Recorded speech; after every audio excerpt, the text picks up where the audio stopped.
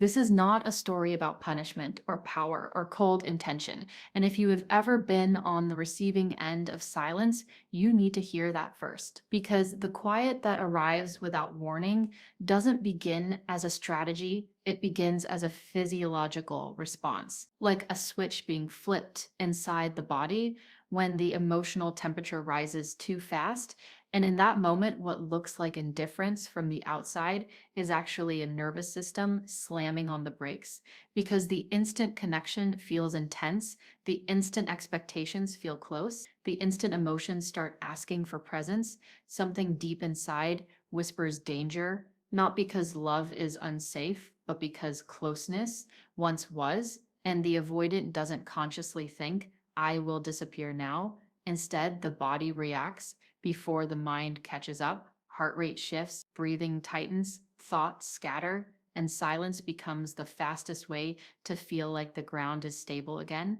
And this is the part that hurts the most to understand. Because while you are sitting there questioning your worth, replaying your words, wondering what you did wrong, they are not celebrating your absence. They are trying to calm an internal storm they never learned how to explain. And the tragedy is that the silence feels peaceful to them at first, like stepping into a quiet room after a fire alarm has been screaming for too long. And that relief tricks them into believing that withdrawal is the solution rather than the symptom. So the silent treatment starts quietly, almost innocently, with the belief that distance equals safety and quiet equals control, even though control is the very thing slipping away beneath the surface. Inside their mind during those first moments, the thought isn't how can I hurt them? It's I don't know how to be here without losing myself. And that distinction matters more than people realize. Because avoidants don't lack emotion, they lack a map for navigating it when it shows up all at once. So when the connection deepens or conflict appears or emotional needs become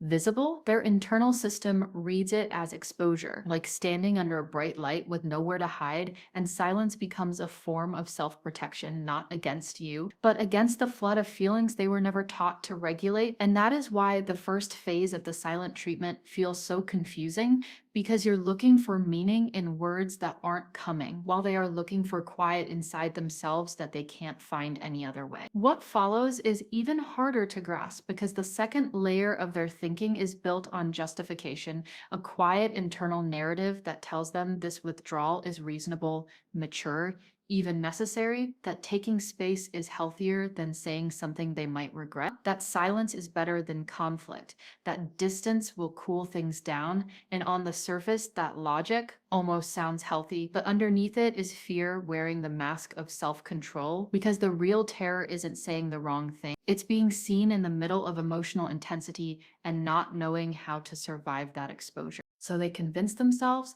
that words are dangerous right now, that if they speak, they will lose control, that emotions will spill out in ways they can't manage, and silence feels like the only option left that doesn't threaten their sense of stability. And the cruel irony is that the more they withdraw, the more pressure they feel about returning, because now silence has created a new problem that requires emotional repair, something they already struggle with, and so the gap grows, not because they don't care, but because caring without tools feels overwhelming. During this stage, their mind starts looping, replaying the moment that triggered the shutdown, but not in the way you might expect.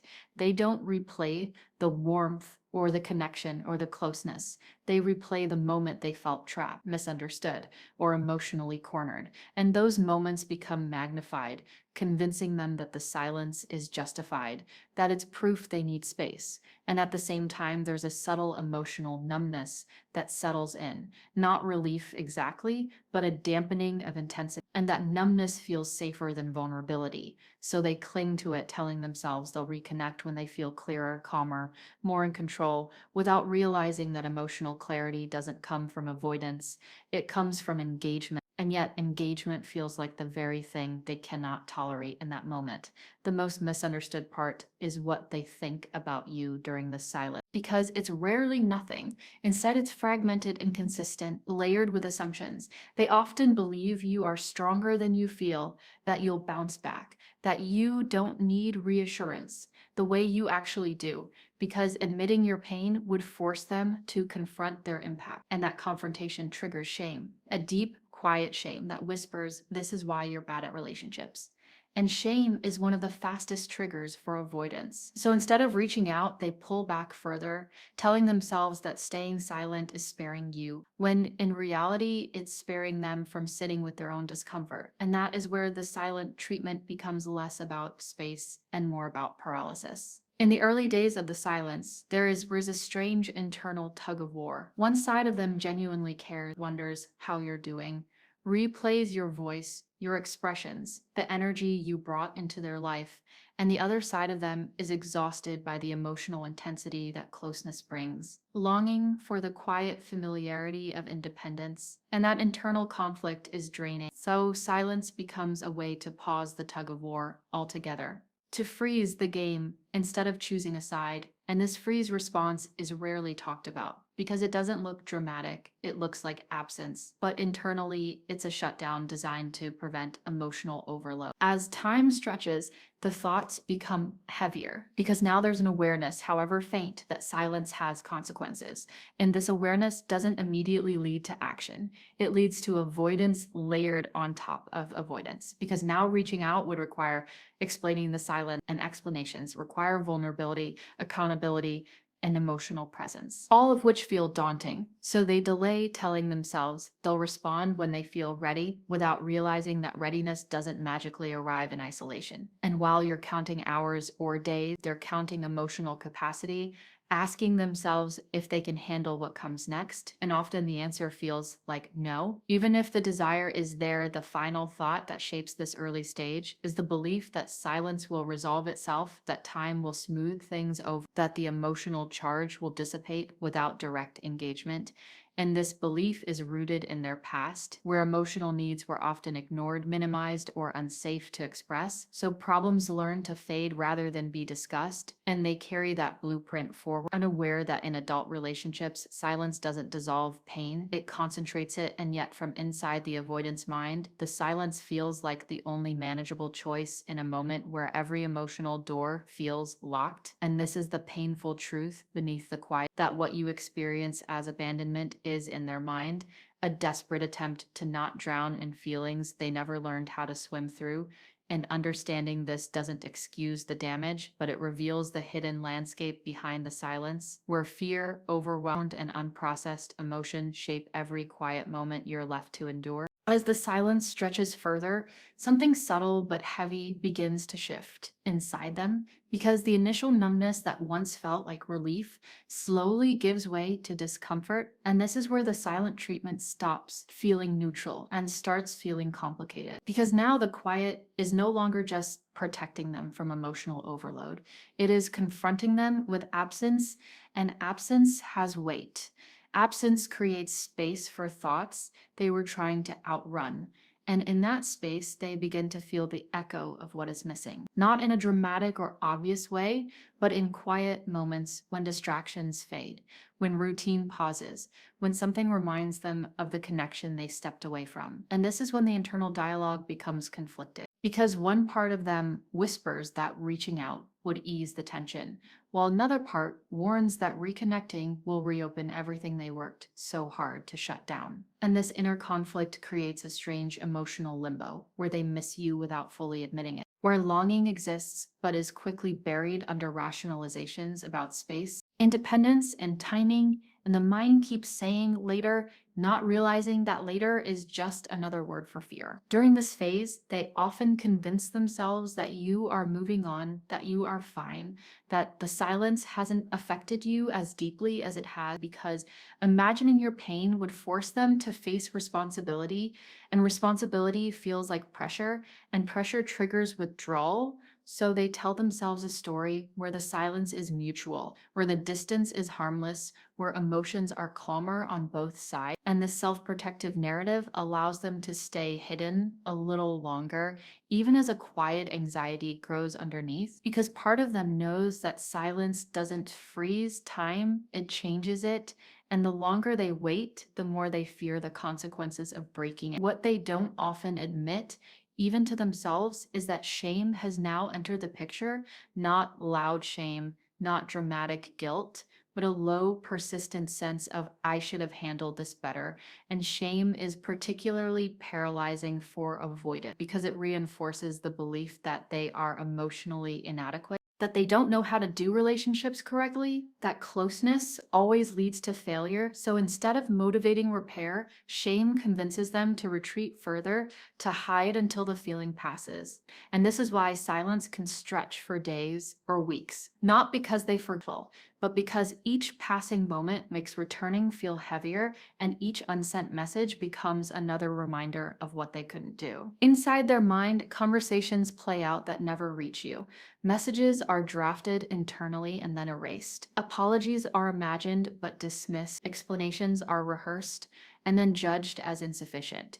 And this constant mental activity is exhausting, yet invisible, because from the outside, all you see is absence, while inside there is a constant push and pull between connection and self-protection. And this tug of war drains their emotional energy until avoidance feels easier than engagement, even though engagement is what they quietly crave. At the same time, they begin to interpret your silence. If you mirror theirs in ways that reinforce their fears, if you don't reach out, they may see it as proof that they are easily replaceable, that their absence doesn't matter, which triggers a familiar wound of insignificance. And if you do reach out, they may feel overwhelmed, pressured, or guilty, reading your message as a demand they don't know how to meet. And this double bind makes silence feel like the safest option because any interaction feels loaded with expectation, and expectation is what their nervous system struggles with the most. As the silence deepens, they start to compartmentalize,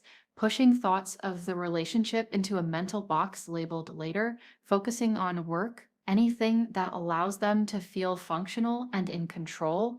And from the outside, this can look like emotional detachment or indifference, but internally, it's a coping mechanism, a way to keep overwhelming feelings at bay, because acknowledging them would mean slowing down enough to feel them, and feeling them without tools feels dangerous. So they stay busy, stay distant, stay silent, telling themselves, this is temporary, even as the emotional distance becomes more permanent. What hurts the most is that during this stage, they often miss you in fragments, not as a whole, not as a complete emotional presence, but in small private moments. A memory, a shared joke, a familiar tone, a sense of comfort that no longer exists. And these fragments surface unexpectedly, catching them off guard.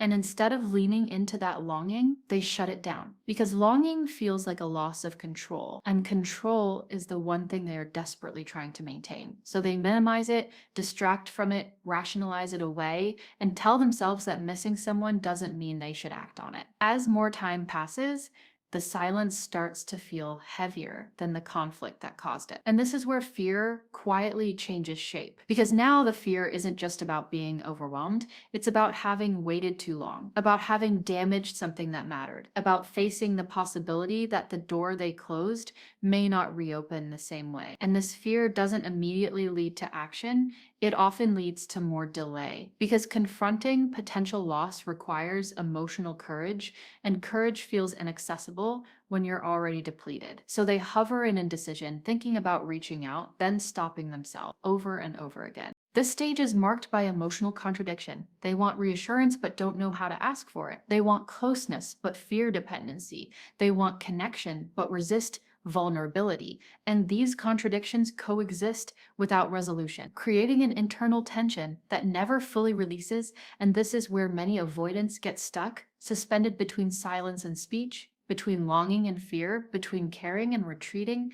And while you may feel forgotten or dismissed, the truth is that you are very present in their internal world, just not in a way that translates into action. Eventually, a quiet realization begins to form, not always consciously, but emotionally, that silence is no longer neutral, that it has shifted the dynamic, that something has changed. And this realization brings sadness, not always named, but felt as a heaviness, a dull ache, a sense of loss that doesn't have a clear shape.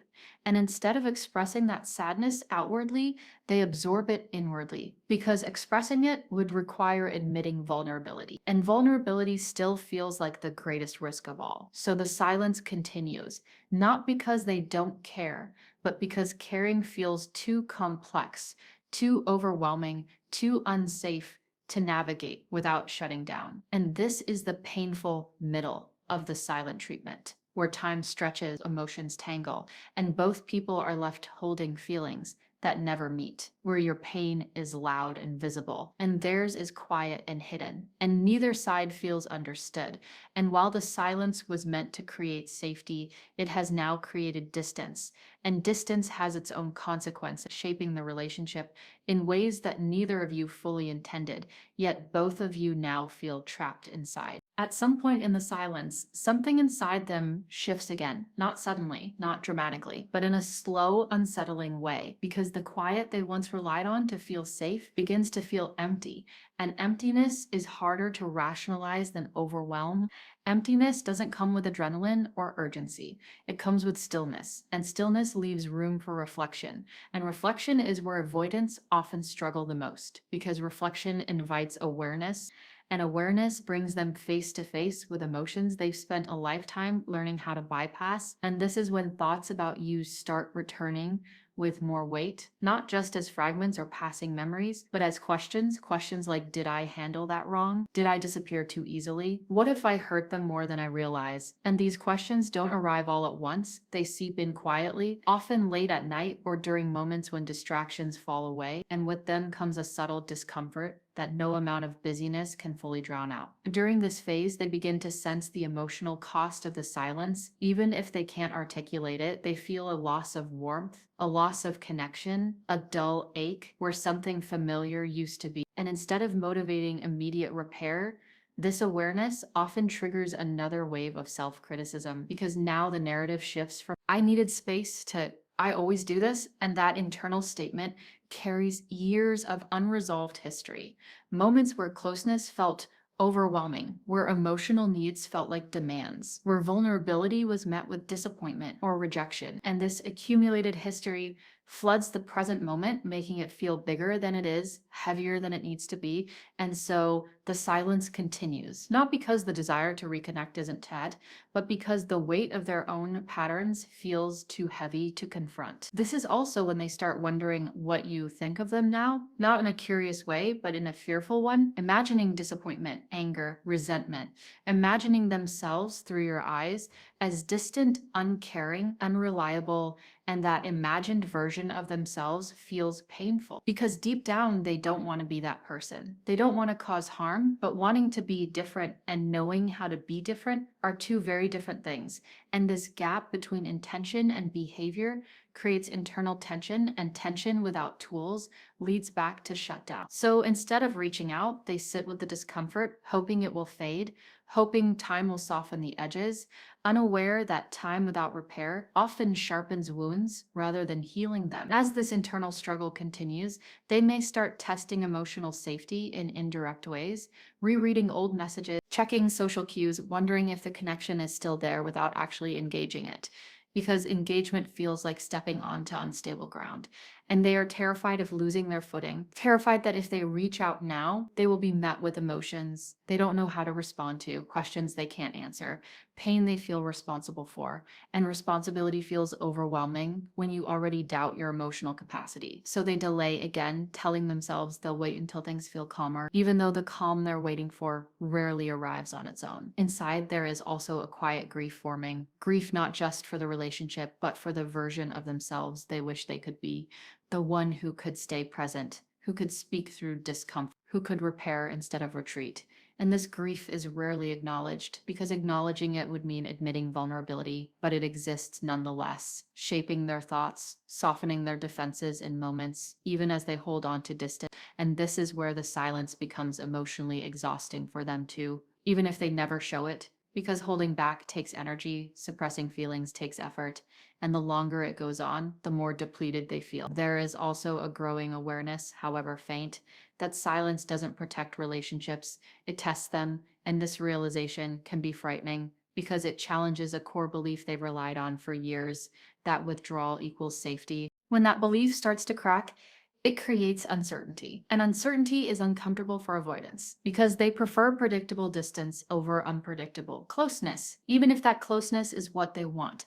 And so they hover in this uncomfortable space, aware that silence is causing harm, yet unsure how to stop it without causing more. During this stage, they often oscillate emotionally, one moment feeling convinced that reaching out would make things worse, the next feeling a strong pull to reconnect. And this emotional back and forth is draining because it keeps them stuck in indecision. And indecision feels safer than choice because choice requires commitment, and commitment requires emotional presence. And emotional presence is what their nervous system is trying to avoid. So the silence continues, stretched thin by hesitation, fear, and unresolved longing. What's rarely talked about is how lonely this phase feels for them, not lonely in the sense of wanting company, but lonely in the sense of feeling emotionally isolated inside their own experience because they don't know how to share what's happening internally and they don't trust that it would be received with understanding, so they keep it to themselves, reinforcing the belief that emotional closeness leads to overwhelm. And that belief becomes a self-fulfilling cycle. Because the less they share, the more distant they feel. And the more distant they feel, the harder it becomes to share. At this point, silence has become less about the original trigger and more about fear of repair, fear of confrontation, fear of vulnerability, and fear of loss. And these fears intertwine until it's hard to tell them apart. And from the outside, it may look like indifference or emotional coldness, but inside there is a quiet storm of conflicting emotions. Care tangled with fear, longing tangled with self-doubt. And this internal chaos is precisely what keeps them frozen. Because movement feels risky and stillness feels safer, even when stillness hurts. As they sit in this space, there's often a growing sense that something meaningful is slipping away. And this sense doesn't always come with panic. Sometimes it comes with resignation, a quiet acceptance that maybe this is how things end. Not because they want it to, but because they don't know how to stop it. And this resignation is heartbreaking because it's not a lack of love that leads them here.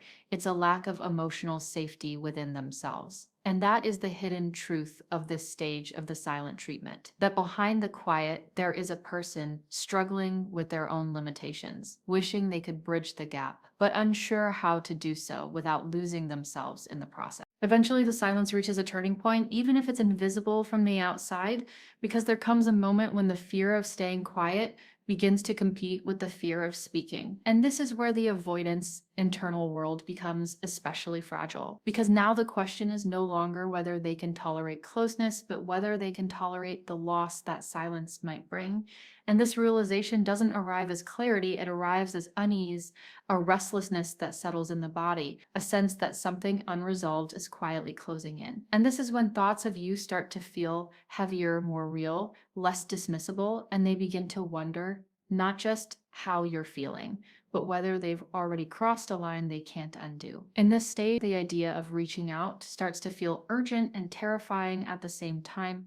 Urgent because the connection feels like it's slipping away. Terrifying because reconnecting now means facing the emotional aftermath of the silence, and that aftermath feels unpredictable, full of emotions. They don't know how to handle questions they don't know how to answer, and pain they fear they caused, and so they hesitate again, stuck between wanting to fix things and wanting to protect themselves. And this hesitation is not indifferent, it's emotional paralysis, born from too many conflicting feelings, colliding at once. What they don't often admit is that during this phase, they feel small, emotionally exposed in a way they don't know how to manage because the silence that once made them feel in control now highlights how little control they actually have over their own patterns, over the outcome, over how deeply this connection matters to them. And this loss of control is deeply uncomfortable because avoidants often rely on self-sufficiency to feel safe. And here they are confronted to the reality that someone else's presence has weight, meaning, and emotional impact in their life, and acknowledging that feels like stepping onto thin ice. As the fear of losing you becomes more real, they may start imagining scenarios where you've moved on, where the connection has faded, where their silence has been interpreted as a final answer, and these imagined futures sting more than they expect because they reveal a truth they've been trying to avoid, that the connection mattered more than they allowed themselves to feel, and that realization brings sadness and a quiet longing that no amount of rationalization can fully erase. This is also where they start questioning their own narrative, the one that says distance equals safety, because now distance feels like loss. And that contradiction creates inner tension, forcing them to confront the limits of avoidance as a coping strategy, even if they don't yet know what to replace it with. When they finally consider breaking the silence, it's rarely dramatic, it's often tentative, cautious, filled with second guessing, because they're not just reaching out to you, they're reaching out to emotions they've been suppressing. And that vulnerability feels raw, unfamiliar, and risky. So even the act of composing a message can feel overwhelming. Each word weighed carefully, each sentence imagined from multiple angles, because they're terrified of saying the wrong thing, of reopening wounds, of confirming their own fears about being emotionally inadequate. And sometimes the silence doesn't end in reconnection at all. Sometimes it ends in quiet acceptance, a painful acknowledgement that too much time has passed, that the gap feels too wide, that the courage didn't arrive in time, and this outcome doesn't feel relieving to them. It feels hollow, like something meaningful slipped through their fingers while they were busy protecting themselves, and this hollow feeling lingers long after the silence ends, shaping how they remember the connection, often with regret rather than relief. What's important to understand is that when the silent treatment ends, whether through reconnection or final distance, it doesn't mean the avoidant stopped caring. It means the internal balance tipped, either toward courage or resignation. And both outcomes are emotionally costly because avoidance always extracts a price, even when it feels safer in the moment. And that price is often paid later in the form of missed intimacy, unresolved longing, and a deep sense of what if. If they do reach out, it's rarely with full emotional openness. It's often cautious, measured, sometimes awkward because they're still protecting themselves, even as they try to reconnect, and this can feel unsatisfying or confusing for the other person. But beneath that restraint is a fragile attempt to bridge the gap without overwhelming themselves. And this is where understanding becomes critical, because pushing too hard can trigger retreat, while gentleness can create space for safety. Though safety takes time to build for someone whose nervous system learned early on that closeness equals danger. If they don't reach out, the silence doesn't disappear from their emotional history. It becomes a reference point, a reminder of a moment when fear outweighed connection, and this memory often resurfaces in future relationships, reinforcing both longing and avoidance, because part of them remembers the pain of distance while another part remembers the relief of retreat. And these conflicting memories continue to shape their behavior long after the silence itself has ended. The hardest truth for viewers to sit with is this, that the silent treatment is not a simple act of cruelty or indifference. It's a complex, deeply ingrained survival response rooted in fear, overwhelm, and emotional inexperience. And understanding that doesn't mean accepting the harm it causes, but it does mean recognizing that behind the silence is a human being struggling with their own limitations, often unaware of how deeply their absence is felt, and often ashamed of the impact they don't know how to repair. For those on the receiving end, this knowledge can be both validating and painful. Validating because it reminds you that the silence is not a measure of your worth. Painful because it highlights how unmet needs and unspoken fears can quietly erode connection. And this is where empowerment begins, not in waiting for the silence to end, but in recognizing what you deserve: emotional presence, communication, and safety, and deciding whether this dynamic aligns with your capacity for patience and understanding. The silent treatment ends one way or another, but its emotional imprint lasts, shaping how both people remember the connection. And the final truth is that avoidants don't stay silent because they don't feel. They stay silent because they feel too much without knowing how to hold it. And until that changes, silence will always feel easier than vulnerability, even when vulnerability is what love requires. And this is the quiet reality behind the silent treatment, not a lack of care, but a struggle with closeness that leaves both hearts waiting in the space between words that never came.